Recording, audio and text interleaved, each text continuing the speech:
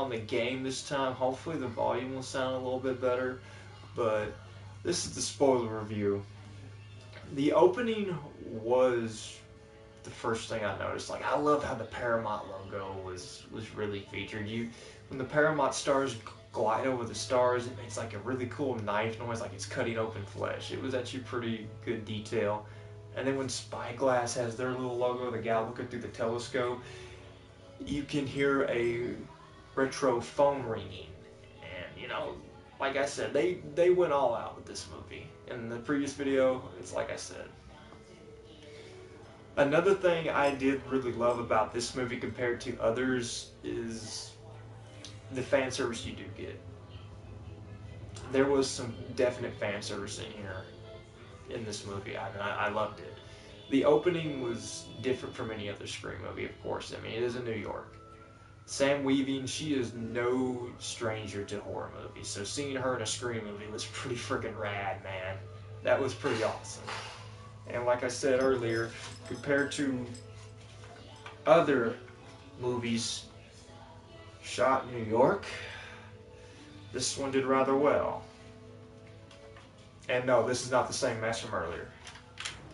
I got doubles. Despite how I may act when I look at this mask, I actually do enjoy Jason Takes Manhattan. I'm just trying to be funny. But for those horror veterans, you have seen Sam Weaving in probably Babysitter Killer Queen, The Baby, and it's and of course the movie before it, The Babysitter, and Ready or Not, and I forgot the name of that movie the other day when I was talking about this with one of my friends. Couldn't think of it, it took me a minute. And probably a few other things that I haven't seen yet because I'm a slasher guy. I usually try and stay in the older slasher genre too. I'm retro like that. And it starts out with her being killed, of course, and by the dude playing Flash Thompson from Spider-Man. I was like, there's no way, this dude, come on. He goes back to his apartment. He eventually gets killed by of course, the Ghostface actually killing people in the movie wearing Billy's mask. I gotta say, I really did dig Billy's mask. I gotta mention this when I'm thinking of it too. Billy's mask was aged probably the best. I mean, I don't get the black markings like around in this area. I gotta look up at me up in the corner, make sure I'm pointing in the right area. In this area, I guess it's supposed to be because I don't know how they thought vinyl mask works, but I don't think this is painted. I think this is just cast in a solid white vinyl. I could be wrong, I could be right, but I don't think it'd crack like that. But honestly, either way, it's a pretty sick looking mask. I actually like the aged mask. And I kind of wish somebody held on to the cut up mask from the original Scream franchise, or I'm not the franchise, the original movie, because I think the mask that Henry Winkler cuts up was the KNB. I may be wrong. I'd have to get out my Scream collection and watch it again to make sure. But I think he cut up the KNB. But you see that there as well. You even see like the rope they used to hang him up in the shrine. Like there was some really good fan service in this movie. But going forward, you eventually see where Sam and Tara are. Sam is getting therapy, and when she tells her therapist what happens, we get something that actually surprised me, and actually I think was a pretty good touch. I actually would have wished they kind of used this with Sydney, but to see how she would deal with it. But Sam was accused, well, it started as a social media rumor that Sam orchestrated the whole Scream 5 killings. I don't know what year it's supposed to take place. I guess 2022, I guess we can call it that. 2022 killings, and she framed Richie and Amber. And you later find out that it was Quinn, Richie's sister, who started that rumor, and you kind of see the damage it does. And it's kind of reminds me of Halloween Kills with the mob mentality, how an evil act kind of just affects everybody and it changes their perspective. But then again, let's all really think. Scream 96 was using Halloween as its template, so it kind of makes sense.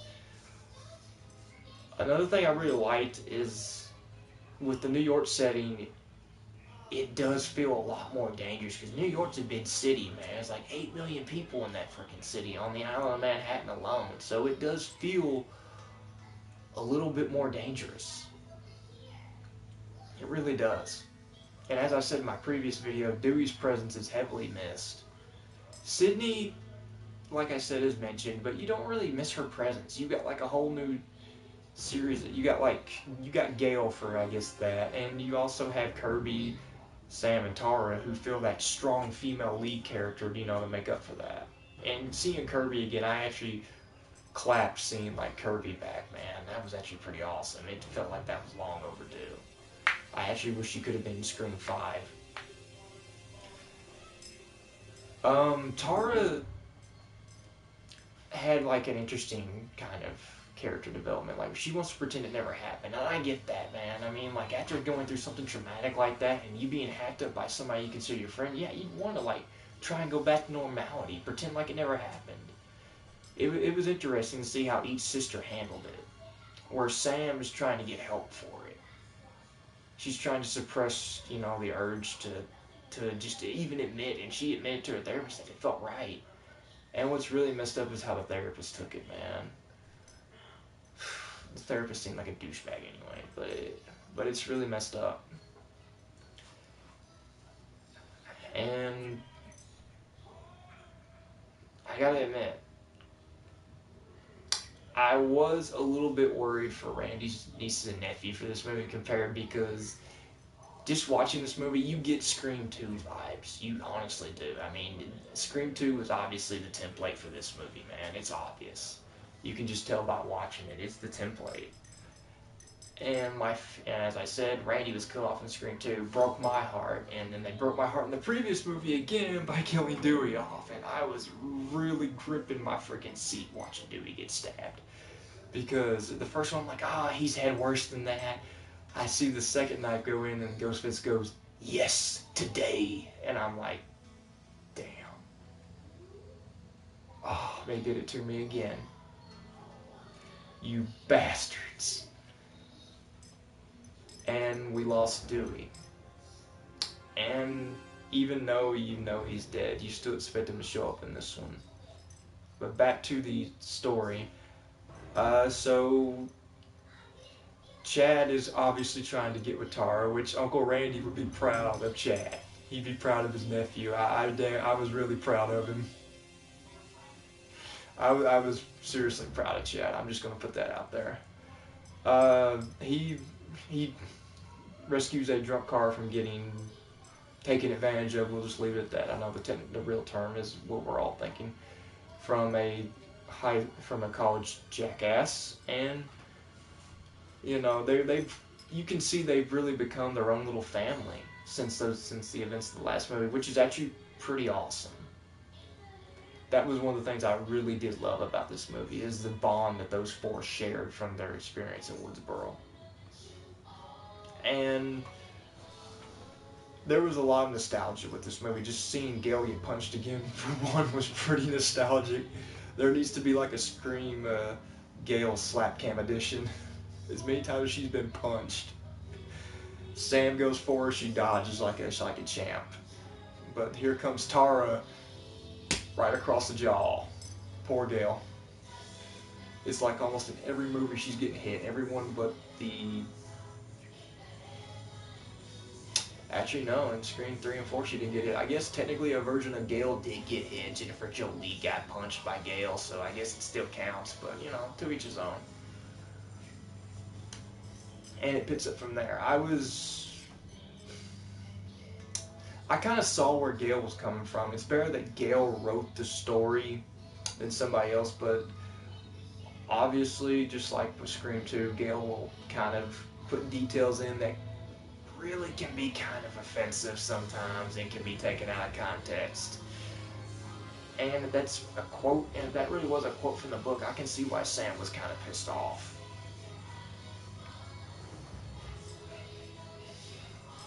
Gale can sometimes chase after a story and go hard, but she does have a good heart. Fuck. Yeah, that's how I save battery on my PlayStation controller now. Anyway, and finding out that Kirby worked for the FBI was pretty sweet, and it made sense. If there's anybody Kirby would be tracking within the FBI, it would definitely be Ghostface. And CZ's World, I think it was CZ's World. It was either him or Zach Cherry who mentioned this in one of their videos. It's been a while since I've seen the Scream 4 videos. Mentioned that in Scream 4, you do hear a door close in the basement when Sidney walks in the house, and that could be Kirby crawling back inside for some shelter until like help arrives. It would make sense. And it's funny seeing Kirby and Gale just butt heads. You can really tell that while Kirby looked up to Sidney, and you know, because you can see it when Sidney's like in the film, it's like in the cinema club. Kirby was just holding on to every freaking word Sidney was saying. So, you know, this movie was just freaking awesome. If there's one thing that did bug me, I would have to be is the motive for the killer was the exact same for Scream 2. I did like the sense of 3 killers. We've always been speculating 3 killers in these movies since at least Scream 2. And, you know, the original script for Scream 2 had 4 killers, so it's not really impossible. But going forward, yeah, I'm still trying to remember everything. I have a bad memory sometimes. Give me a minute. One of the things I did love about the movie, and I said this in the previous video, was the shrine. The shrine scene, the much detail and creativity done into that was just amazing. At first, I thought, damn, like whoever made this was just like hitting up evidence lockers, just like they were his like own little buy one get one free sale or 99% off or something, man. Because he had everything. I did love how when you see the sketches of Casey Becker hanging from a tree and the sketch of her herself, you could hear Casey's screams. That was a pretty good detail, and it was actually it sent a shiver up my back, not just because of nostalgia, but just remembering the first time seeing that and how gruesome it was, and the fact that she was just swinging a little bit with the tree. It hit pretty hard back in the day, and it still kind of does now, just kind of remembering it. So the characters do see like their 2 classmates that were actually going to try and help kill them get, like, they see their deaths announced on the news. And once they leave to go down to the police station, because of course Sam's ID was stolen, because like I said, she's being punished is what Ghostface claims. And like I said, this is like a direct callback to Scream 2. Scream 2 was definitely a template. Her ID was found, so that she gets called down to the police station. She's attacked by a Ghostface wearing Billy's mask. They go into a bodega store. And for those of you that don't know, a bodega store is kind of like a mini IGA. And if you don't know what IGA is, just think of a mini food mart. And it's funny, like the shop owner is like a real one. He actually tries to help them get out the back, tosses it, and he pulls out a shotgun, shoots a Ghostface, and the trailers are so like misleading. The trailers would have you believe that this Ghostface is just actually superhuman, because it looks like he dodges it like the Matrix, but you actually see like he just ducked. The dude just sucked at aiming and firing a gun. He didn't fire it in time. He actually really could have nailed him if he tried. And you get the whole bodega scene. It was pretty suspenseful, but you obviously knew they were going to live. It wasn't as suspenseful as like Annie in the trapped in a laundry room scene of Halloween '78. It would eventually, and of course the police show up and a mask is left behind. The mask, and it also implies something later on, the mask has DNA of a previous Ghostface killer. 2 actually is Jill and Charlie. So it's implied that they share a mask, unlike Billy and Stu, who had their own separate masks. That's something I'll also mention later. You never see this Ghostface killer's mask. It's almost like they shared him too. It probably made sense because Mrs. Loomis was trying to frame him. That's why she was using her left hand to stab. And once they get interrogated, you find out that Detective Bailey is Quinn's father, which I don't believe that really anybody would assign him that case if his daughter is roommates with the people he's interrogating. I think that was just like straight out of the movies, man. Usually they don't do that. So, of course, I'm not going to be able to go by scene, man. I'm not going to try. I want to tell you what I remember and, like the main details. Mindy automatically starts explaining, like, sequel, requel rules, and some of them actually make some sense.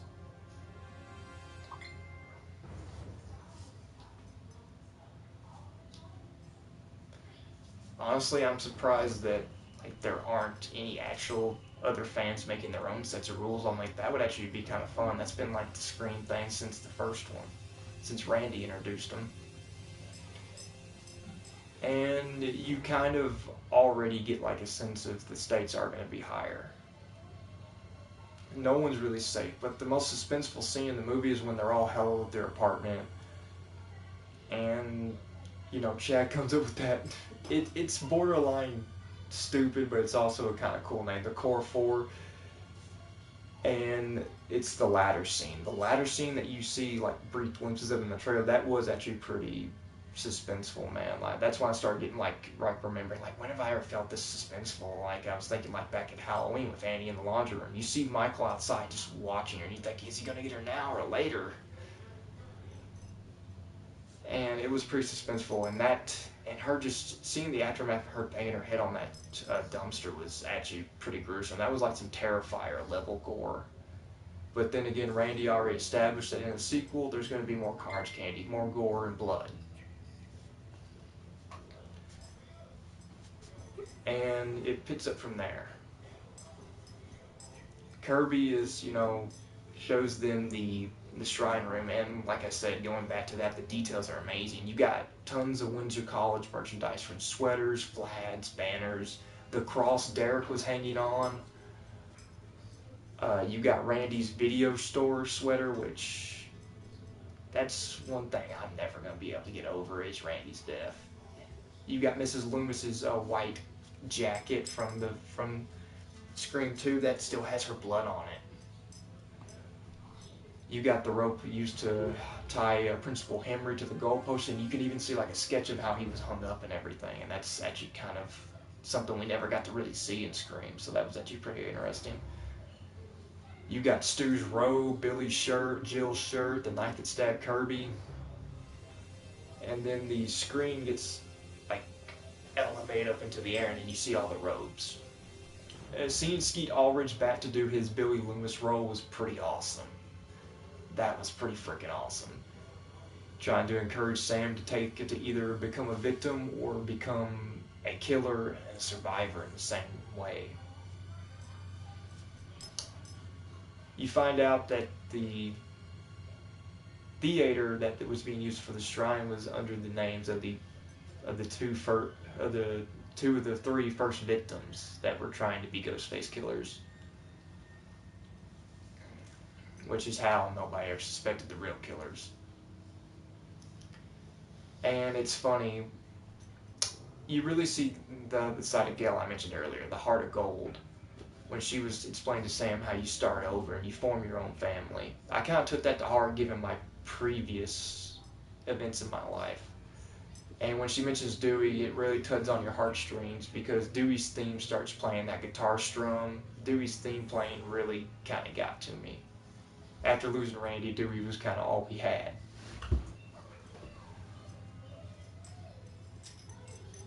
And you see Kirby giving her own advice to Tara about how you can either become a victim or you can make the monsters afraid of you. And each person had their own moment.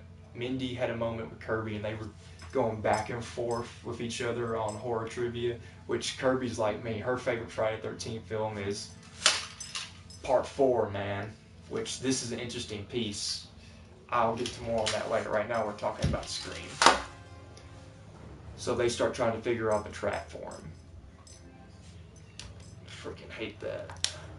And they takes him to Central Park, and they're trying to lure him out in the open. And the van was the funniest scene because Mindy kind of jabs a certain soft spot with Randy fans and saying, this is exactly how Randy died. This is not safe. Randy walks by the van, gets pulled in, stabbed 5 times. No more Randy. And I'm like, ouch, that's your uncle. I still take Randy's death to heart. That really hurt. He was the fan favorite. And from there, they trace his call back to Gail's apartment. And Sam and Tara doing something pretty badass, steal a cop car and head to Gail's apartment. The interaction between Gail and Ghostface was actually pretty interesting, and obviously this is the third killer, which I'll kind of do my own. I'll kind of explain who I think killed who later on at the end of the video, and the interaction was actually pretty amazing because you can kind of see that Gail is really not okay from Dewey's death. I mean, she obviously tried to move on for her new boyfriend, but it still put her in tears. She obviously, I think she took the picture that Dewey kept of her and him from his trailer, because I think it was actually sitting where she was keeping the gun. But the killer did say something pretty interesting, is that Gail would have made a good killer. With her insight and her investigative reporter skills, she would have made a pretty good killer. So I do agree with him there. And she gets stabbed, I think, 3 times, or I think he just drove the knife deeper into that one. My memory's a little bit foggy, even though I just saw this yesterday, man. I gotta see a movie 2 or 3 times before I remember exactly every little detail, so I apologize for that. I was kind of focusing on all the stuff in the shrine room. That was kind of my big moment for me. And of course, Sam and Tara show up to save Gail, and, you know, for a minute you think Gail's dead, and it was kind of like we just lost another legacy character, man. But when they say "we pulse," they holler out, and, you know, you kind of had that sense of relief. And then the subway scene happens that you've seen from the teasers and everything. The only thing that I thought was neat is that the teaser trailers tricked us. You think they're all on the same train, and they're not. That was actually pretty clever. And of course, like, there's like 5 different people on the train that Sam and Tara, Chad, and Josh are on. The actor's name is Josh. The character's name is Danny. Danny are on that, you know, and it turns out all of them are fake. The real Ghostface that's trying to kill them is on the train that Mindy and Ethan are on. And Mindy gets stabbed pretty bad. Like, it was a pretty bad gut stab.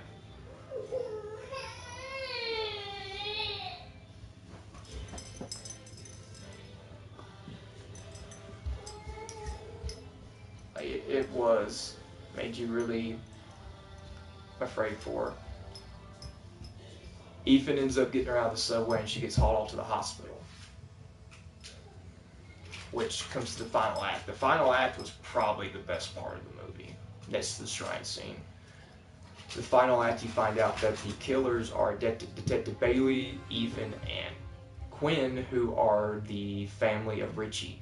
Richie put the whole room together, and he had some like James Cameron Titanic's like freaking Jack Dawson drawing skills, man, because it was impressive.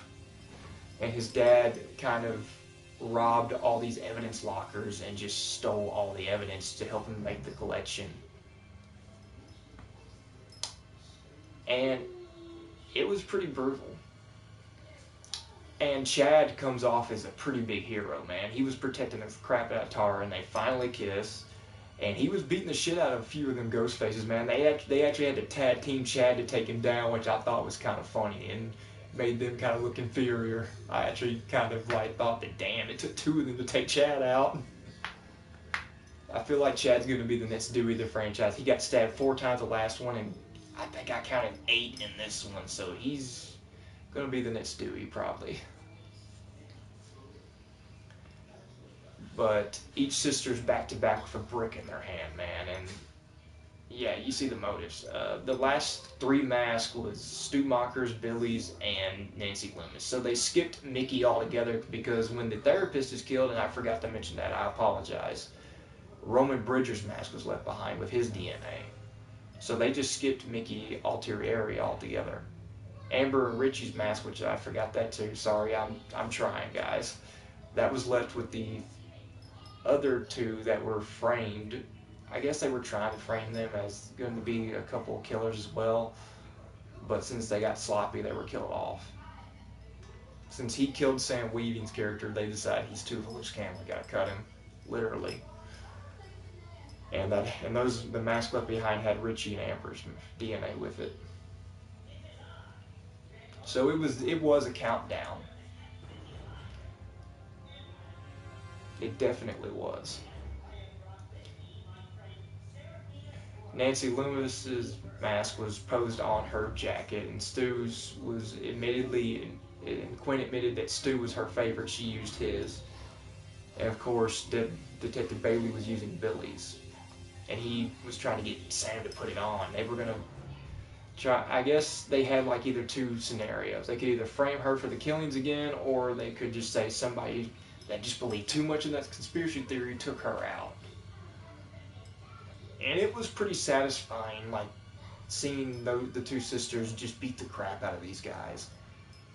Like, Ethan got pretty messed up pretty bad. Getting stabbed in the mouth and her twisting that knife, that was pretty brutal. But handing Tara the knife was pretty sick. And once again, Skeet Aldrich just kills it as Billy Loomis, encouraging Sam to take that knife and said, "Good choice, my favorite." He just kills it as Billy. I hope they do the whole hallucination Billy in the next one as well. It shows that Billy at least cares about his daughter. And you know, we're no strangers to seeing ghosts or hallucinations in the Scream franchise, so I think it was a nice touch as well. But you get that strong Scream 2 vibes in this because it all goes back to the previous movie, like the family of the previous killer wants revenge. It really goes back to it, except nobody's getting really screwed over this time. It's a family affair. But Quinn gets shot in the head by Sam, which is actually pretty funny because she still tries running at her with the knife raised as always. They always try that. Detective Bailey is down two more children again, and he gets tackled into a display case, and when he wakes up, Sam's just gone. Pulls a Sidney Prescott and calls him using the Ghostface voice changer, and seeing Sam wear her father's robe and mask was a little satisfying, I'm not gonna lie. He gets stabbed through the eye, and that was pretty brutal. Using Richie to taunt them and distract them was pretty clever, man. That was awesome. Which leads to the happy ending that everybody gets. Hang on. Yeah. Just so it doesn't cut off again. And you find out Chad survived. There was one revelation that I did like, is find out that Sam and Kirby had a history together and they went to high school together. Which makes sense. Sam is about my age. I was a freshman in high school when Scream 4 came out, or about to be. So her and Kirby knowing each other just because of that little age gap, Kirby being a senior and Sam being a freshman during that, made sense. And I did like that. Richie honestly looked like he was in his 30s, man. There's no way he was around Sam's age. But it was pretty cool. The way it ended was pretty good because you get that little hint that maybe Sam's going to give in and become a ghost face, but she just tosses Billy's mask on the ground and walks away. The post-credits scene was something I did wait around for, and it was just Mindy explaining that, you know, not every movie needs a post-credits scene.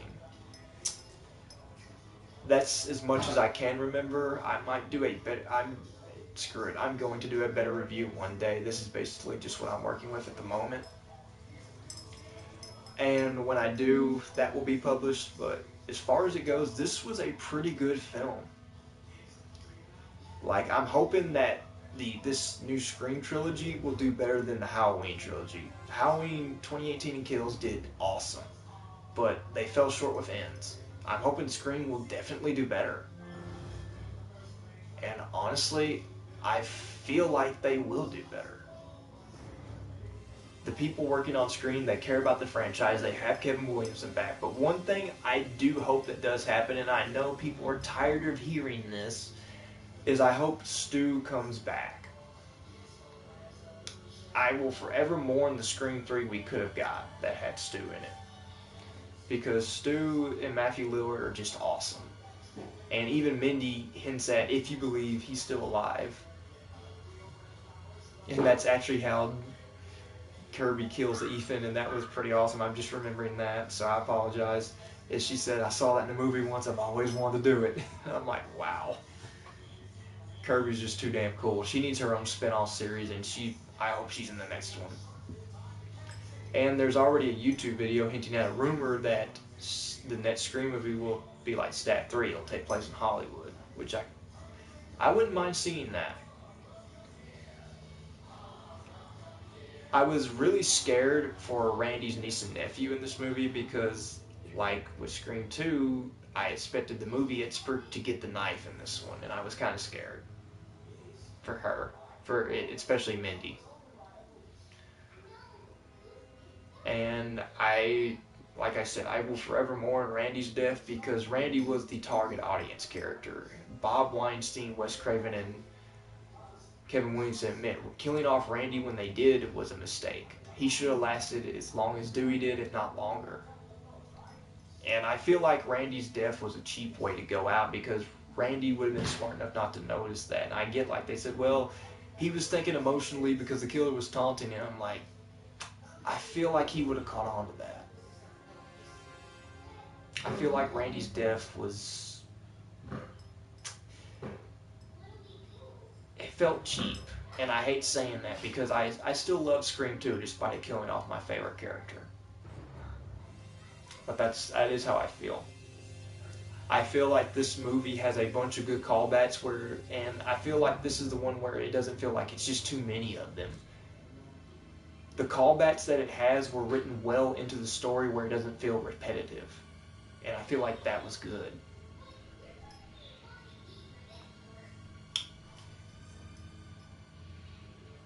That being said, I feel like the next one will either go one or two ways. It will definitely be the last one, or it will spawn maybe one or two more. I kind of hope that they'll do something smart and maybe give it a little time before they did pick up another trilogy if they did do one, because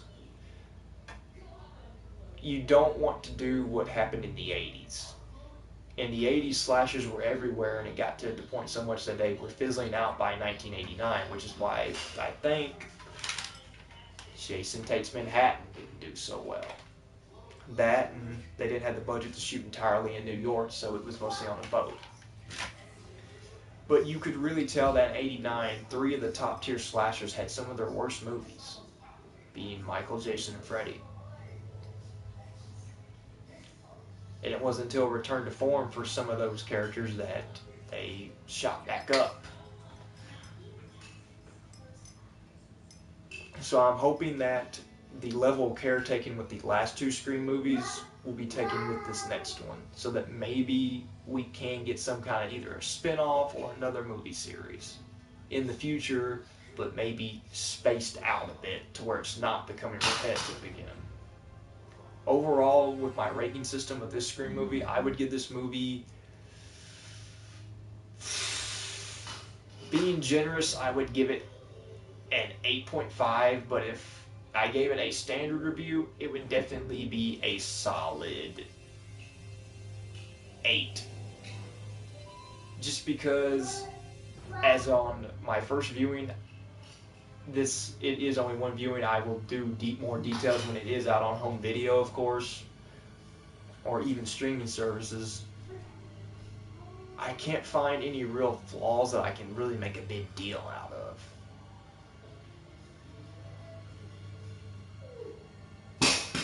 I can't. That being said, I recommend that if you haven't seen Scream 6 yet and you are a horror fan, definitely go check it out, man. This was a good movie, and I can't wait till the next one. I didn't have the privilege to go see with my mask, and I hope that by the next movie I can, and by then this mask will probably be retired. This mask it's definitely 10 years old by now, if not more. I'd have to check the tag and give me 1 second, because I can hear the tag, so I know it's still attached. This mask was made in June, really?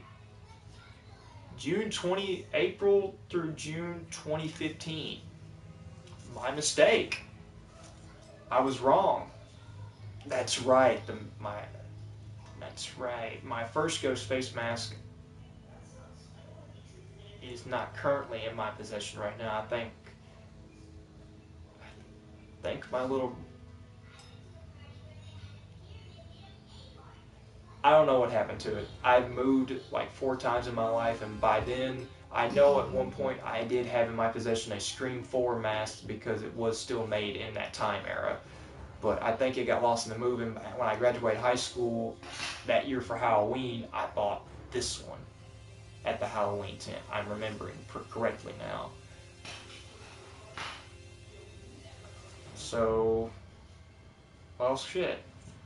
Well, still, this is almost 10 years old as it is, so yeah, this is probably due for some retirement. I can make like a display piece out of it. I'm due for a new mask anyway. And yeah, I do hope to go see Scream 7 with a Ghostface mask. Kind of do, if they'll let me, I'll probably try and sneak it in, honestly, me being me. But like, subscribe, leave any comments or feedback. Like I said, I'm working with what I got. I know this footage probably looks grainy as shit. It usually does sometimes, which makes me look like I'm filming another Blair Witch movie. I'm working with what I got. I do like making these videos for you. I hope to do more movie reviews in the future. Hopefully I'll have better equipment by then, but for now, this is what I got. Stay groovy, guys.